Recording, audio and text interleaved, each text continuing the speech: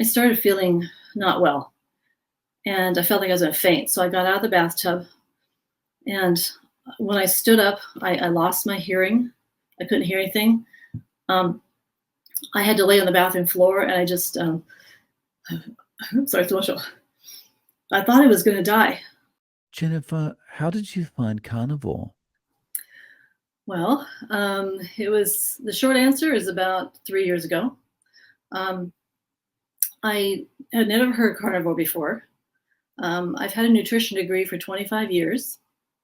So I was familiar with a ketogenic diet, mostly being used for children who had seizure disorders. And of course, we all know about the Atkins diet. So I was familiar with that, but never actually the word carnivore. So I'm going to have to go back, as most people have to do, quite a few years. So I got my nutrition degree in 2001, but there's a reason that I got it, because I was a hairdresser in the 80s. It was all I really wanted to do was do hair. And although in high school, I do remember I loved nutrition. I had a vitamin book. I was always looking for healthy foods. So, my grandma was born in England and my mom was born in Canada.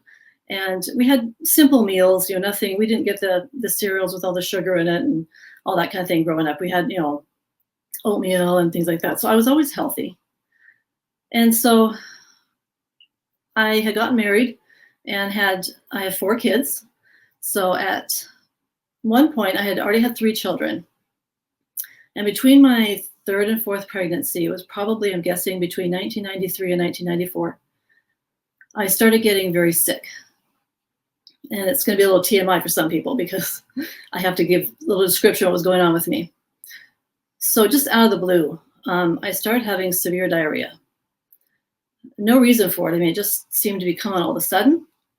And so it would come maybe a week long, and then it would be gone for a month, and then it would come back again. And there wasn't a particular pattern to it. I couldn't figure out what was causing it. It was an awful experience, and I couldn't leave the house without knowing where all the bathrooms were. And I had 3 kids with me. So I got pregnant with my 4th child around 1994, and the symptoms just stopped. So to me, I thought, great, it's all gone. I don't have this problem anymore. And so she was born in May of 1995, and I had breastfed all my children. So I breastfed her about a year, and shortly after that, in the summer of 96, my symptoms started up again, and I got very sick to the point where I was doing hair at my house. I was able to, put a hair shop in my home and had people coming over, and I had to cancel appointments quite often because I just was very sick. And then about August, things got worse. And I don't think I went to the doctor at all when I first had these symptoms, but this was, it's getting close to the fall of 1996. And probably October, I had lost 15 pounds in 2 months, and I'm 5'7", and I now weighed 105 pounds. I just had lost all this weight. I looked like some refugee. I was bloated. My stomach was bloated. I was just, I was very sick. It was hard for me to function because I had 4 children. And so I went to the doctor, and he looked at me and he said, "You know what I think you need to do? I think you need to put on a 20-pound backpack and get on a treadmill and build some muscle." He said, "I think all your problems are stress." And so, because he knew I was having some marital problems. And so I thought, well, stress, it didn't seem like stress to me. So a couple months later, I think my husband was a referee for soccer on his side job. So he was gone. And I went upstairs to my bedroom, went to take a bath.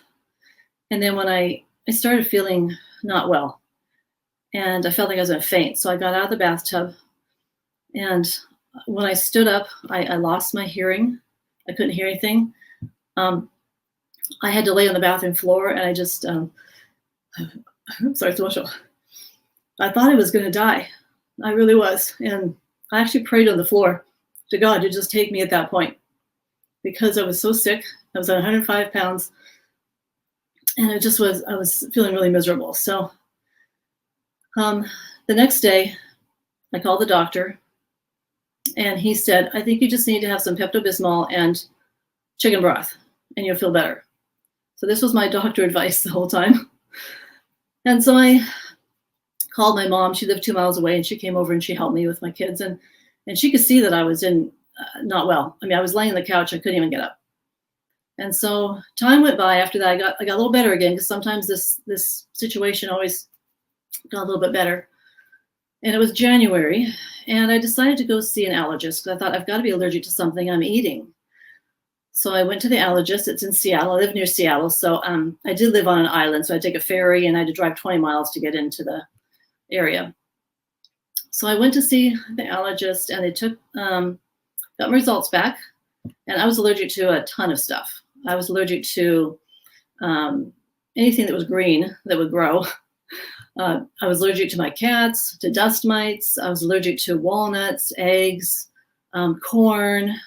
All these things came up. And so I realized, well, maybe it's some of these foods. So I stopped eating corn products, corn tortillas, corn chips, all that kind of stuff. I was on basically the standard American diet, even though I tried to still eat healthy with my kids. And so at that point, I didn't really get better. I think I was probably 31 or 2 at the time. And it was Easter, and I was really living on Imodium at that point. If no one knows what that is, it's an anti-diarrheal medication. And it helped for a while, and then it just wasn't working. And so I barely made it to church on Easter. And this was in 1997. And so then the next weekend, I was doing I had clients come over Saturday morning to do haircuts for their kids, and I could barely stand up. And when they left, I said to my husband, I have to go to the emergency room. Something is really wrong with me, and I don't know what it is. So we get the ferry, drive all the way into Seattle, because I wasn't going to go to the emergency room where I live, because that's where the doctor was that was treating me for supposedly nothing. He did make one comment to me at one point, I think, of saying I had IBS, irritable bowel syndrome. So I got to the emergency room, and a little history about me. I do have a mitral valve prolapse, so I have a little bit of a heart condition. So I get there, and the emergency doctor hooked me up to an IV. I actually went through 3 liters of fluid without even having to go to the bathroom. I was so dehydrated. And he says to me, you don't have IBS. You've got something worse. And I'm thinking cancer, So I stayed there for a while, and I didn't know this until later when my husband told me, but he told my husband that if my heart had stopped, they would not have been able to revive me, because I was so dehydrated. And so that's how close to death I was. He said to me, the doctor said, I'm going to refer you to GI at the University of Washington. And I'd been there before for other things, so I was familiar with that. So I went and had an appointment I think it was probably the end of April, with the GI doctor. Her name was Dr. Carol Murakami, and she was just the best doctor. In the meantime, we did have internet back then. So I was looking up on, wasn't really Google, whatever it was, my symptoms. And I kept coming up with things that were malabsorption problems. Like, I'm not absorbing things, because I had a lot of leg cramps. I realized I probably wasn't absorbing calcium and potassium and different things like that. So she looked at me, and I remember that the first doctor that actually kind of believed me. She says, I think you're on the right track. I think I know what's wrong with you, because you have red hair. I'm like, well, what's red hair got to do with it? So she said, but I want you to come back. We have testing to do. I need to do a sigmoidoscopy, because I had such severe diarrhea. She started at the other end first. And then, so I had that done.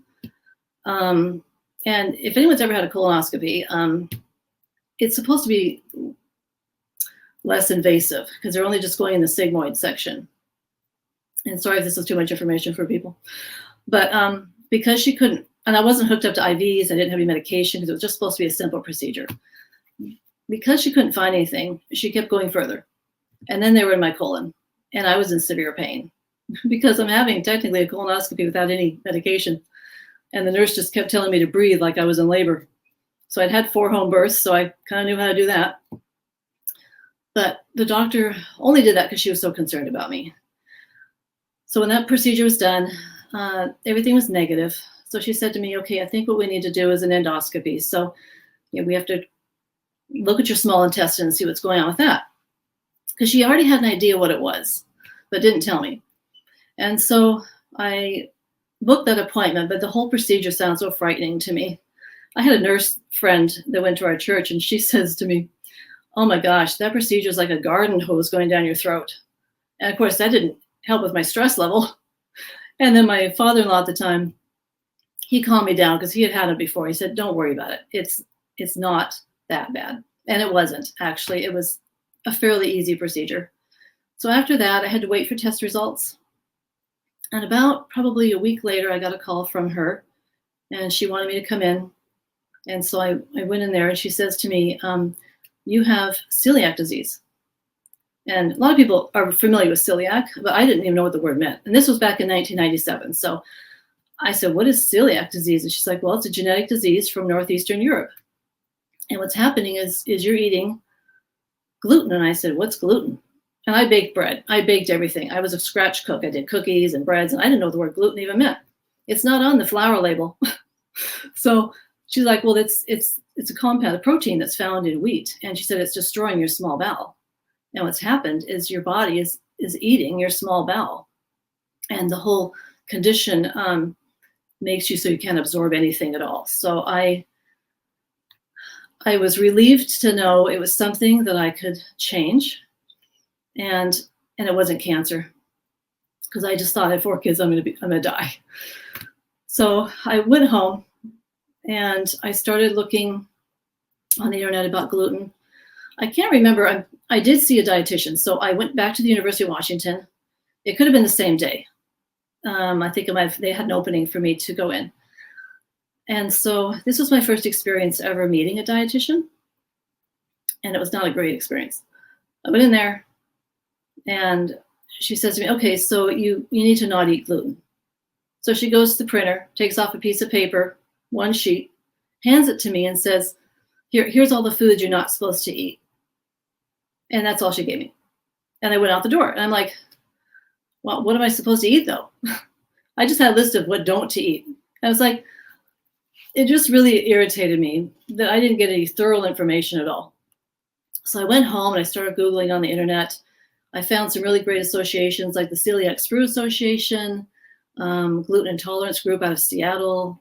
I was able to find things that I could eat. And I'll have to say, a week after the diagnosis and being on a gluten-free diet, my symptoms and my health had 100% turnaround. I didn't have any more diarrhea. I had more energy.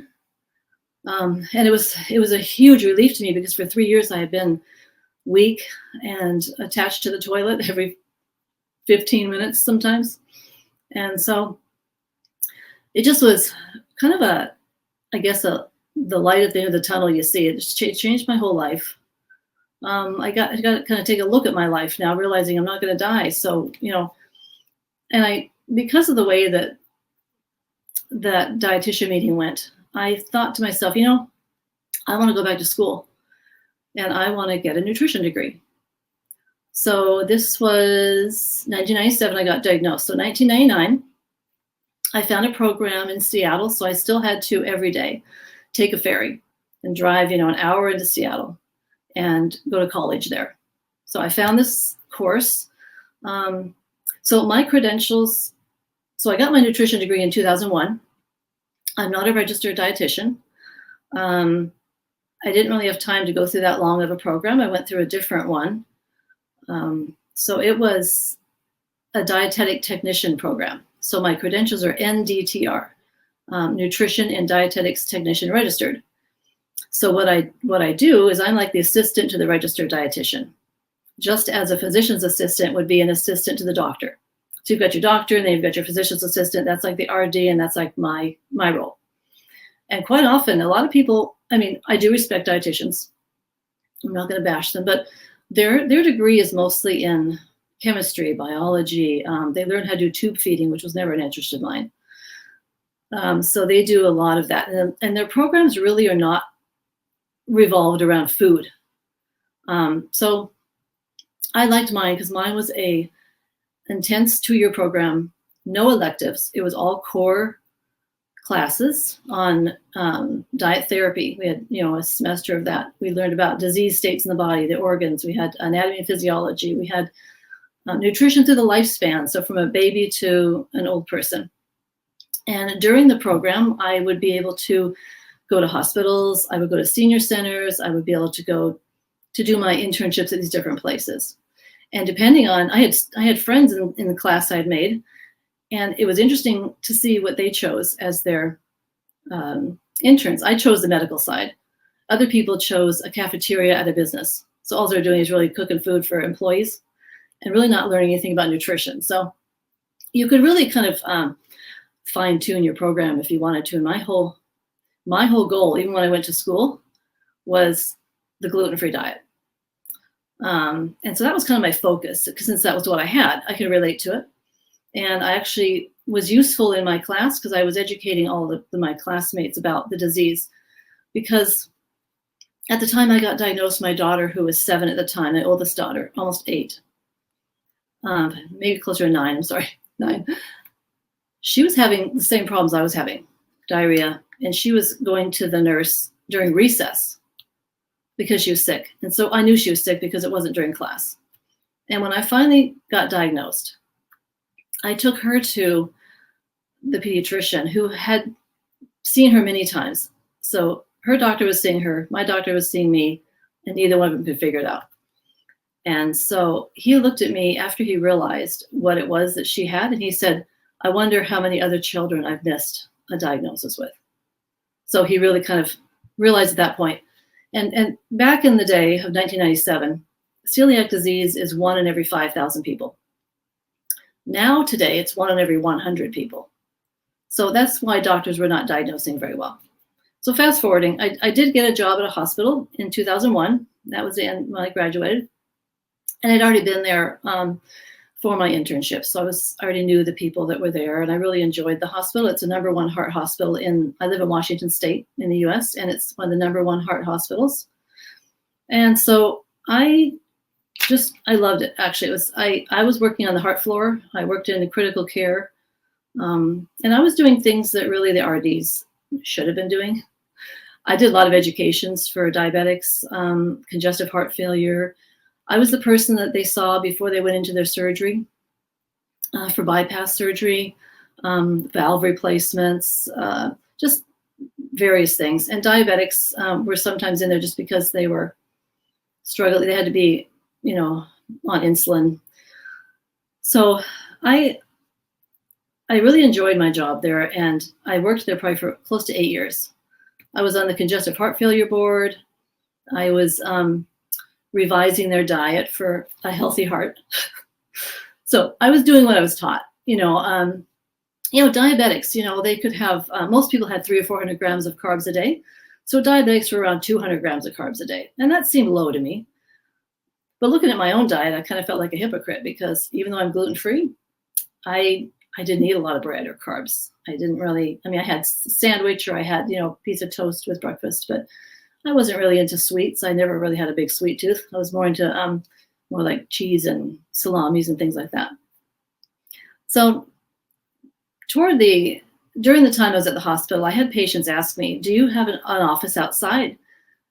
And I said, "No, I don't." I said, "Oh, we'd really like to follow up with you." And so I realized I never got to see anybody after their surgery. I never got to see how they were doing. Was my advice working? Because I would try and teach them about, with their diabetic diet, trying to have a carb and a protein together, and it slows down the absorption of the carbohydrate in the body. And I did have a couple feedbacks from people that it worked. And so I thought I was teaching the right thing. I thought, oh yeah, this is working the way that we, and I use the American Diabetes Association website for them. So it got to be, after working there almost 8 years, I decided I wanted to go out on my own and do a private practice. So that was 2008. And it didn't really go very well because I couldn't bill insurance. And everybody that I had a couple clients that came to me and they just weren't losing weight with my recommendations. They had a lot of food obsessions too. And I just felt like I was kind of a failure at that point. My business wasn't doing very well.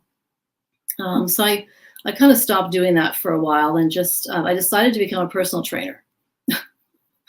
So that was just a short 3-month program. And I did that for just only a few months because the reason I did that was because some of the clients I had, they would be telling me what their trainer told them to eat. And of course it was high protein, almost no carbohydrates. And I said, well, that's not healthy.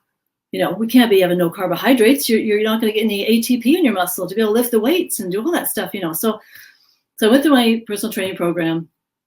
And when I was working in the gym, everyone loved me because they thought I was, they knew I was like a dietitian. And I had all these, ideas for them.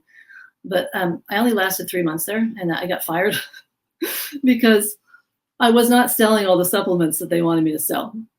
So I was helping people, with my knowledge. And I had one client, it was funny one day, she was on the Atkins diet and she could not even do a squat.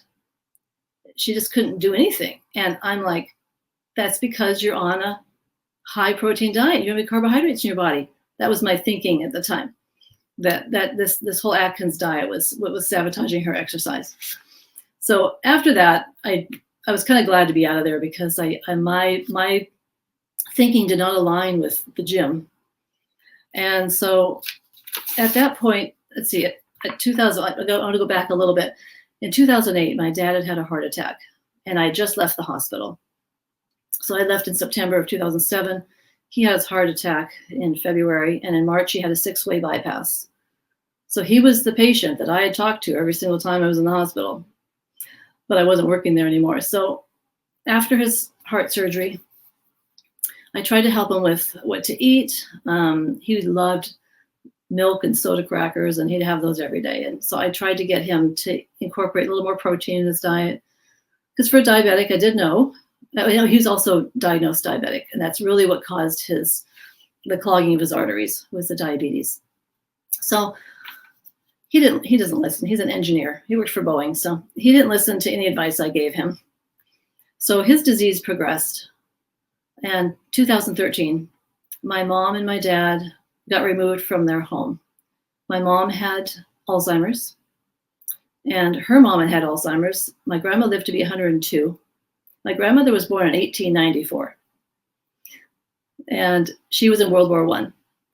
And so my mom had me at age 40, so she was quite a bit older when she had me. And I'd say her memory started to go in her 70s. I got remarried in 2005, and I do remember at that point she was having pretty severe memory problems. So this was 2013. My dad got taken to critical care at a hospital, and my mom got put into an Alzheimer's unit. And that's where she stayed. And so my dad ended up getting kidney failure. He was in an assisted living. So I got him better. I started doing a kidney diet for him because he was in kidney failure. And the worst thing about having diabetes and kidney disease is the diets are complete opposite. So when you're in kidney failure, you can't have high protein, at least that's what they say. And when you're on a diabetic diet, you need more protein. So we're dealing with this. So I really kind of had to do what the assisted living house wanted, because they were doing all the cooking too.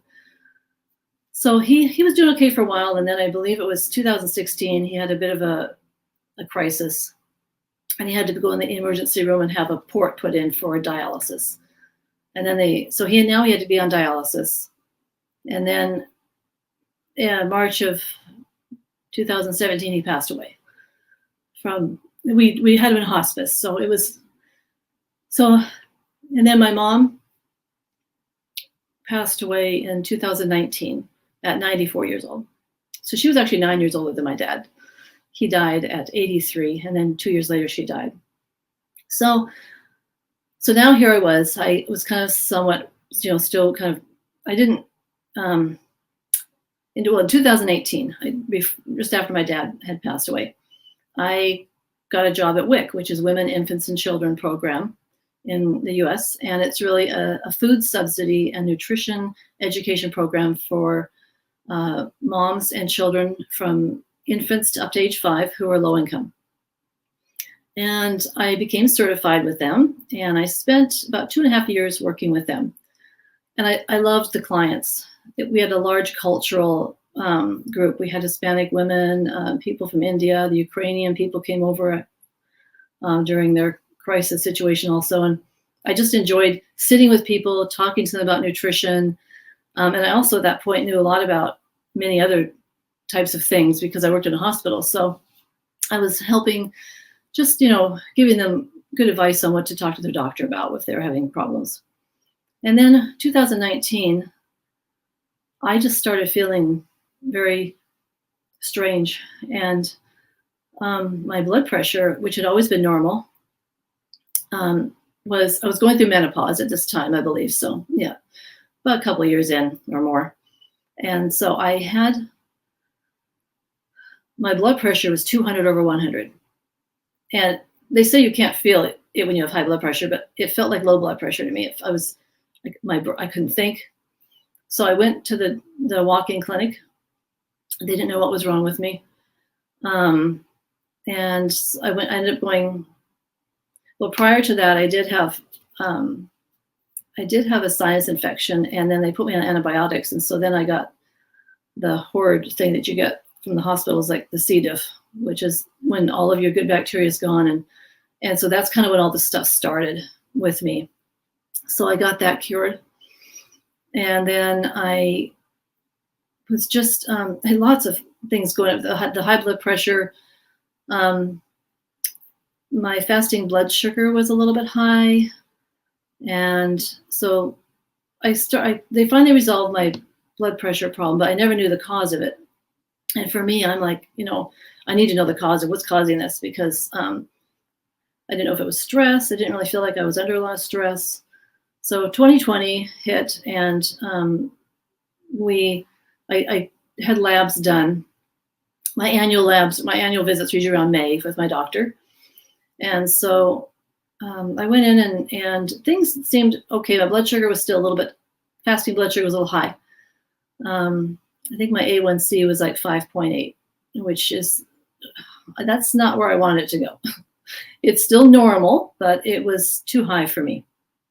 And then kind of the year went by. So in May of 2021, I went to April, I went to my gynecologist for my annual visit.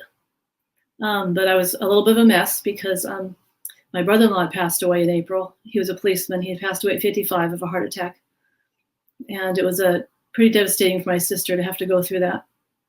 And so it was 2 weeks later, I had this appointment with my gynecologist. And in the meantime, I'm having severe hot flashes. I'm just having the blood pressure problems. And she looks at me, and she's known me for 15 years. She's like, "We're not doing anything today with you." She says, "I think that you need to go to a naturopath because they can test your hormones and see what's going on with you." She said, we don't do that. We do blood draws, and it's just not accurate. So she referred me to a naturopath through the hospital program. So when I called them, they said, "Oh, we don't have anything open until July." And this was, the first part of May. And I said, "I can't wait that long."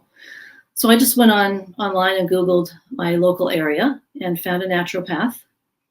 And I went in. I think I had blood draw before I saw her so that she had results. And when I went to see her, she spent an hour and a half with me, which was a really long time for me to be sitting with a healthcare professional. And during the visit, I was looking, she had a bookshelf behind her, but during the visit, she was talking about my hormones and she wanted me to get, she gave me a spit test to go home with that. She continued with my blood pressure medication. But she sits there and she says, "Have you ever thought about a carnivore diet?" And I'm like, what? And so she hands me the book that was on her shelf, and it was Maria Emmerich's Carnivore cookbook. So she hands it to me, and I'm looking through it, and I'm like, well, I like meat, but don't you need other things? I mean, vegetables, fruits. I mean, she's talking, I don't think she knew that I was a nutrition professional. And so she's like, well, not really. And she graduated from Bastyr, which is a college outside of Seattle for naturopaths. And I worked with many of the dietitians that came out of Bastyr at the hospital. They were my intern for a while. And most of them were vegan and vegetarian. So to sit in front of her and hear her talking about a carnivore diet, eating just meat from that college, it was kind of a shock to me. So she really encouraged me strongly. So I ordered the book on Amazon, and I was looking through it. And, being celiac, I can eat store-bought gluten-free food, but I was never really into the breads. Anyway, so I really wasn't high carb. And so when I got the blood results that she was talking to me about, with my insulin was at 11, which is still normal according to like the regular labs, but she wanted it down to 7. My blood sugar was high, and the only thing I could think about sitting there was my dad and my mom, and how I was going to end up like him, because that's how it started with him. His blood sugar went up. I don't know if he ever got his insulin checked. In fact, working in a hospital, I had never seen an insulin blood lab ever. I didn't know you could even test for insulin. All I was ever trained was blood sugar, so that was kind of one of those things that I find kind of interesting. So I felt like it was a godsend that I actually ended up in this office and not at the hospital's dietitian. So I didn't go on the diet right away. I kind of did more keto, I guess. So I got the whole almond flour thing and all that. And then I learned about oxalates, and I have arthritis. I have osteoarthritis. So I'm thinking, I have a garden. I live on 5 acres. I do a garden every year. We have vegetables. I do zucchini, and I would try and grow spinach, things like that, thinking that was healthy. I would do spinach salads, and I don't think I'd even heard about what an oxalate was in 25 years of working in nutrition. So then I started realizing there was a lot of stuff I didn't know, because I was trained by the Academy of Nutrition and Dietetics and the American Diabetes Association. And so I was kind of given, the food guide pyramid, the My Plate. These were all of the things I used. So I spent a lot of time researching the diet, because that's what I like to do. And so when I started, so what really hit me was watching people who were on the carnivore diet and everything that they got cured from. And your show was actually one of the main things also that kind of, because very few shows have guests on there talking about this. Now, Kelly Hogan was the one I first saw. I watched Ken Berry a lot, and I got great information from that, but he didn't have the guests on. He had the doctors on, which was interesting. But I need to see people talking about it and seeing their results. And Kelly Hogan had a woman who had lung cancer, who had never smoked. It went to her brain, and then after being on a carnivore diet, everything was pretty much gone. And your show, your show is probably the reason that really hit me, I feel like, because I could sit and watch it all day. It's probably why I don't have any clients right now. It's kind of addicting to watch a show or a YouTube channel that has people on it who are talking about how it has helped them. So right now I'm trying to be as carnivore as much as possible. I'm probably a little more ketovore.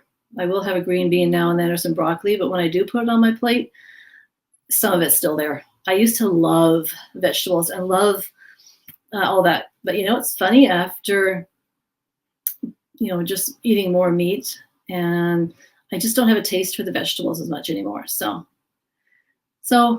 I just kind of have, so after I left WIC in 2021, the Women, Infants, and Children program, and I thought, what am I going to do now? So I do have a little side business that I created after my dad passed away. It's called The Crafty Farmer's Wife. So I just like you had Laura Russell on the other day. That's the nurse.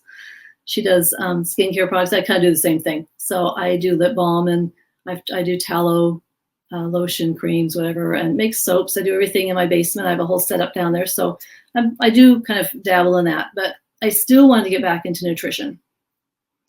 And I thought, where can I go? So there was a place in a town just next to me that is focused on a ketogenic diet, helping people lose weight. And so I was familiar with them before because I'd interviewed with them back in 2018 before I chose the WIC job. And it was a different branch. It's a chain.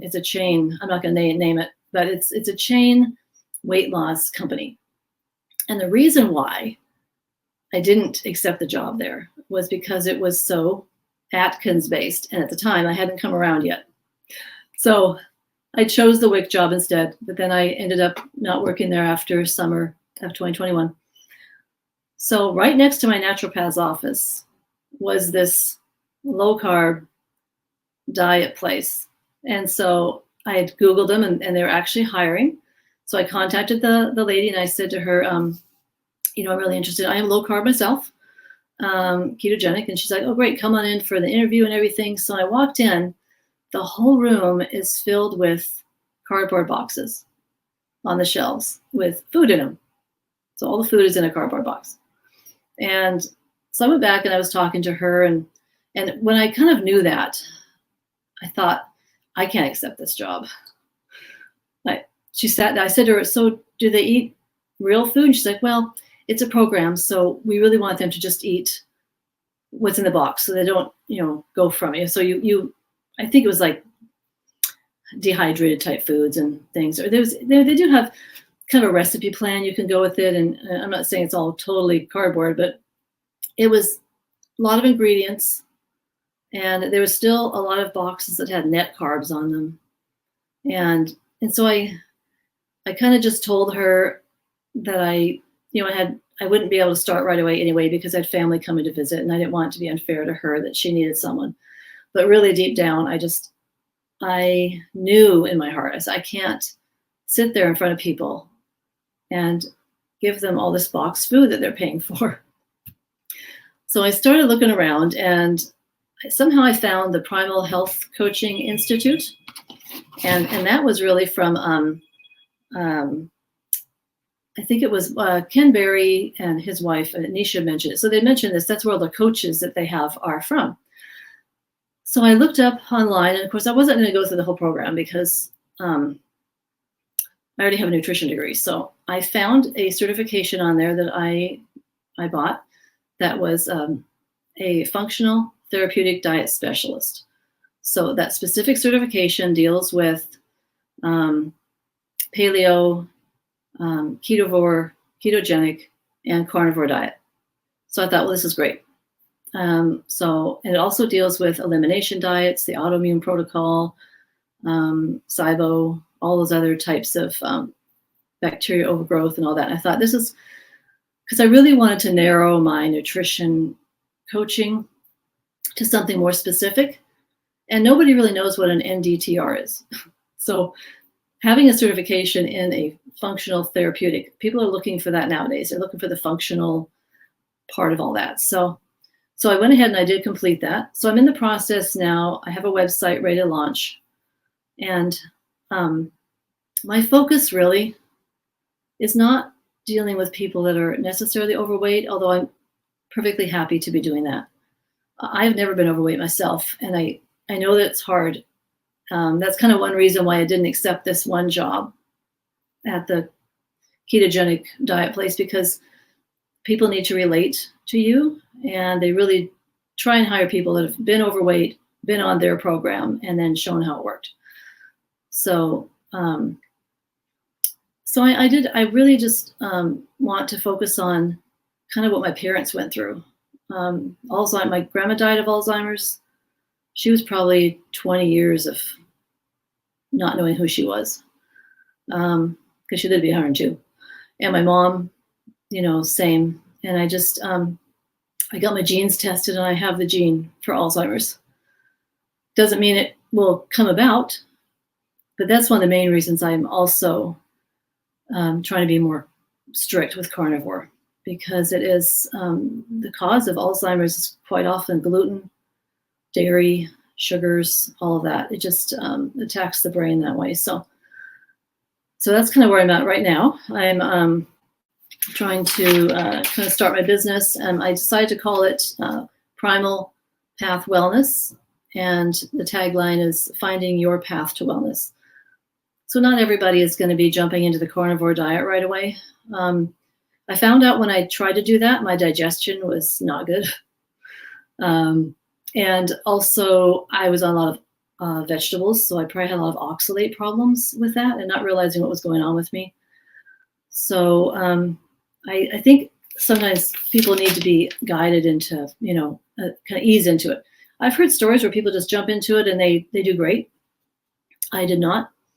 I'm still working on my blood sugars. My A1C is down to 5.2 now. My blood sugars are still kind of, my naturopath is always commenting on my fasting blood glucose, but then there is that gluconeogenesis thing going on. And my insulin went down to 7, so it was better. But when I had my blood test done in October, it was back up to 11. And I was trying to figure out, why is my insulin back up? I may have had a few indiscretions here and there with some carbs, but I couldn't figure out what was going on with that. And then I realized when I was talking with my naturopath, a lot of people go on the OMAD diet, or 1 meal a day. But I learned that somebody with a metabolic problem like myself, insulin resistant, high blood sugars, high blood pressure, all of that, it makes it worse when you skip meals. And I did know from my education, even from the hospital, that diabetics should not skip meals because it makes their blood sugar go higher. So I was kind of sabotaging myself with that. So I'm not one of those people that can do 1 meal a day. I also can't do 1 meal a day because I just can't put that much food down in one sitting. I can't. I know a lot of men can do that, and maybe even some women, but I can't. So I'll have, my husband and I will have hamburgers for dinner or a piece of steak, and it takes everything just to get that one hamburger down. So I'm really more of, I'll have breakfast and then maybe I'll skip lunch and then have dinner. So that's kind of what I've been doing mostly for myself. So yeah. So you mentioned you have osteoarthritis. Have you noticed any improvements with that, or any other improvements while you've been on keto carnivore? Well, I found out recently that I'm maybe diagnosed with hypermobility disorder, which is kind of people who are double jointed, but that also causes a lot of joint issues and pain too. So I don't know if this diet will take care of that, but I feel like my hands are better than they used to be. I used to not be able to open up a jar at all. Definitely notice with the ketovore diet, mostly carnivore, I don't have as much bloating anymore. And my blood sugar is a little bit more down, of course, and my blood pressure seems to be better now. So there are some of those issues that have changed. Like I said, I didn't have any weight to lose really. I maybe have lost.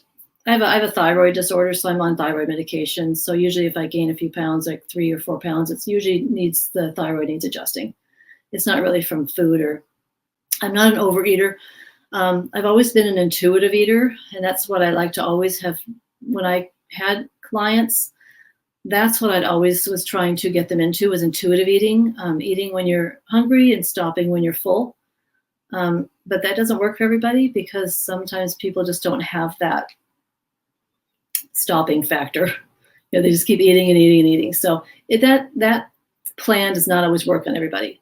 That's why I feel like the carnivore diet works, because you're eating a high protein diet, higher fat diet, and I say moderate protein, higher fat. So you're getting full and you're satiated. So I think that's really helpful.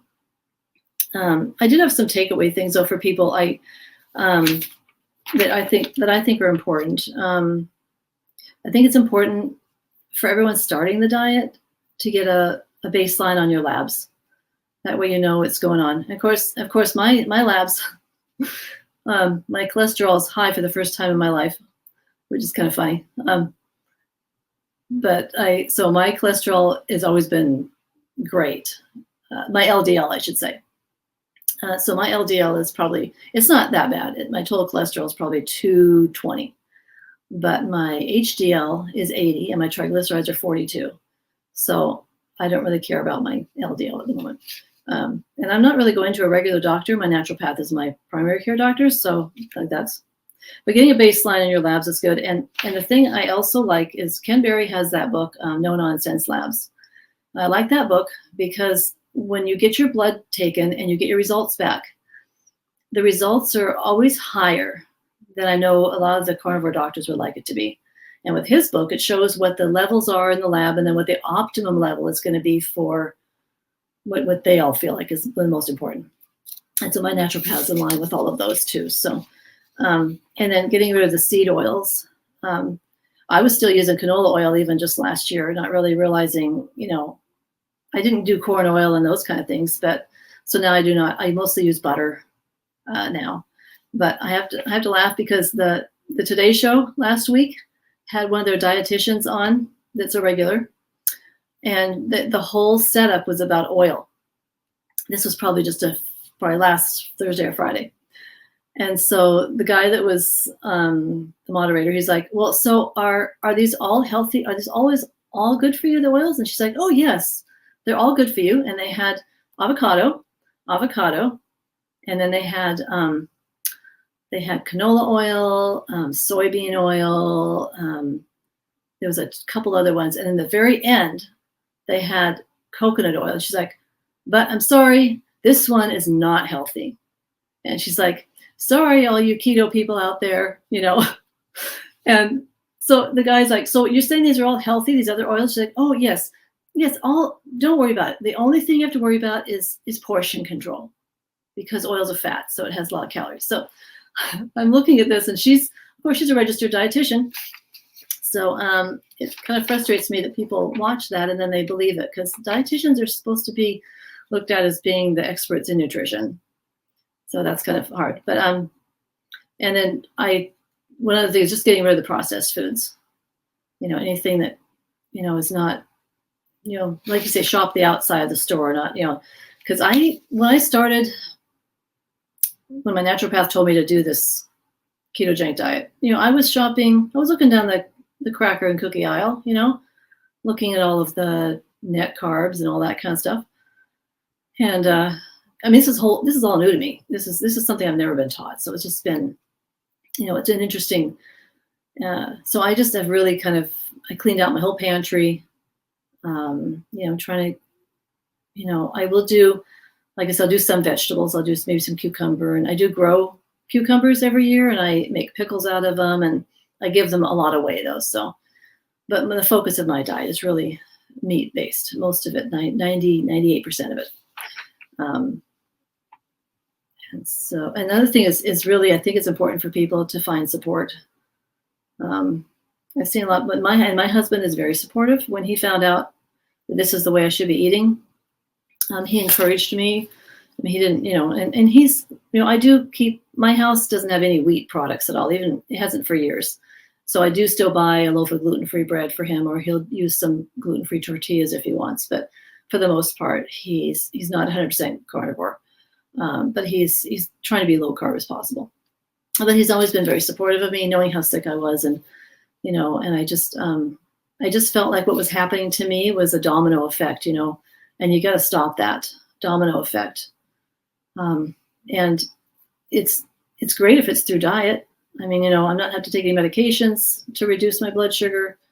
And the other thing I had a hard time with clients is, they really want the magic pill, except there is one now. It's Ozempic. It's a shot, but it's just, I don't know. It's just the worst thing that we could be having right now.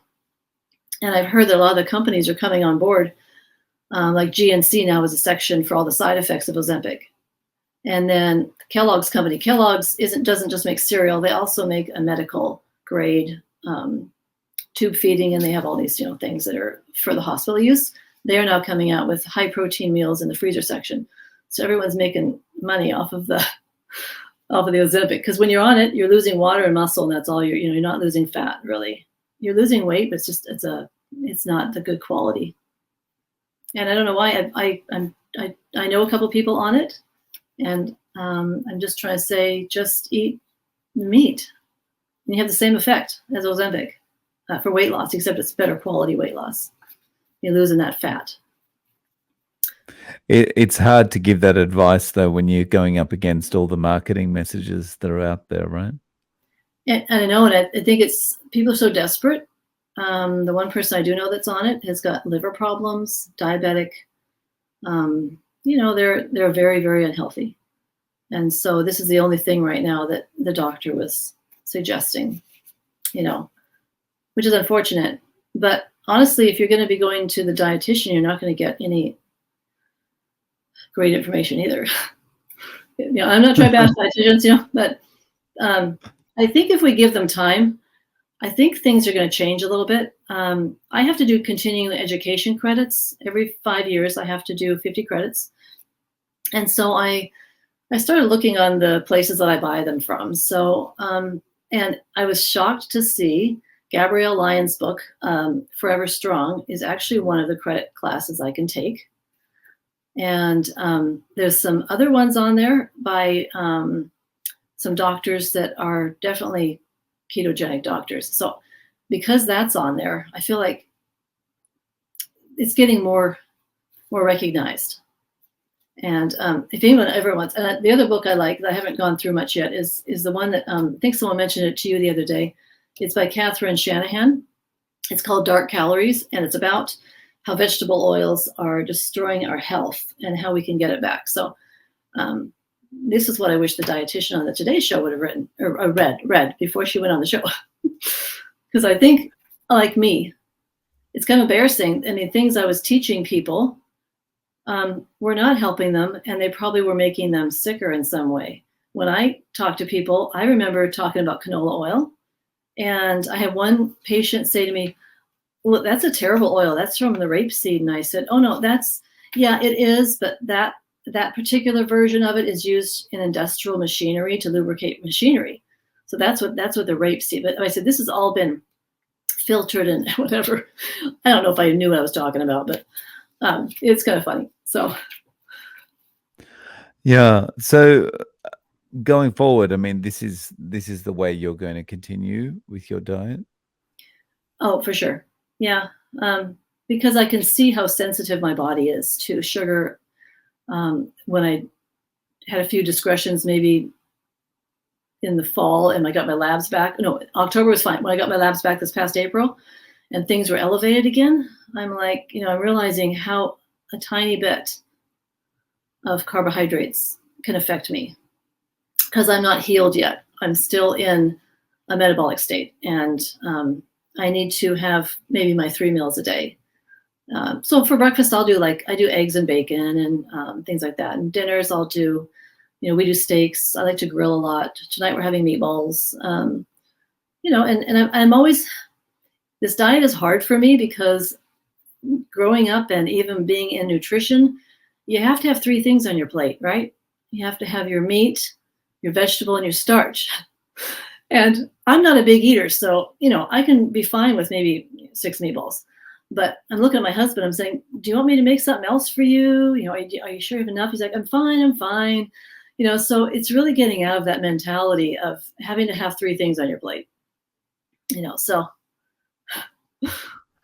So, Jennifer, how can people find you online?